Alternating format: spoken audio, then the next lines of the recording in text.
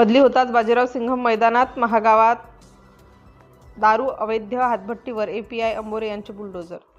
महागाव तालुक्यात मागील 2 वर्षांपासून खुलेआम सुरू असलेल्या अवैध हातभट्टी दारूच्या व्यवसायावर अखेर पोलिसांनी वर्दीचा बुलडोझर चालवला आहे। अवैध देशी दारू अड्ड्यांवर धाडी टाकण्यात येत असून या कारवाईमुळे तालुक्यातील अवैध धंद्यांचे जाळे उघडकीस आणले जात आहे। मागील काळात तत्कालीन ठाणेदार धनराज निळे यांच्या कार्यकाळात अवैध धंद्यांचा सुळसुळाट झाल्याची चर्चा परिसरात होती। त्यांच्या बदलीनंतर त्यांना वाजत गाजत निरोप देण्यात आला असला तरी अवैध व्यवसायांवर प्रभावी अंकुश लावण्यात पोलिसांना यश आले नसल्याचा आरोप स्थानिकांकडून केला जात होता। दरम्यान प्रभारी ठाणेदार म्हणून पदभार स्वीकारताच एपीआय अंबोरे यांना अवैध धंद्यांविरोधात त्यांनी आक्रमक भूमिका घेत महागावसह परिसरातील मोहाच्या दारूचे अड्डे व इतर बेकायदेशीर व्यवसायांवर धाडी टाकून मोठी कारवाई केली आहे। या कारवाईमुळे मागील काळात अवैध धंदे मोठ्या प्रमाणावर सुरू होते याबाबत पुन्हा चर्चा रंगू लागली आहे। करंजखेड, पिंपरी आणि आमणी या गावातील महिलांनी अवैध दारू व्यवसाय बंद करण्यासाठी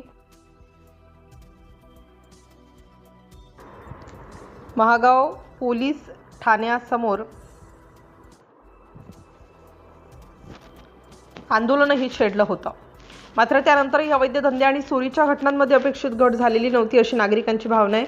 सध्या सुरू असलेल्या धडक कारवाईमुळे अवैध हातभट्टी दारू निर्मिती आणि विक्री करणाऱ्यांमध्ये खळबळ उडाली असून तालुक्यातील इतर गावांमध्येही अशाच प्रकारच्या मोहिमा राबवण्यात येणार असल्याची माहिती प्रभारी ठाणेदार एपीआय पोलीस प्रशासन कटिबद्ध असल्याचे त्यांनी स्पष्ट केलं।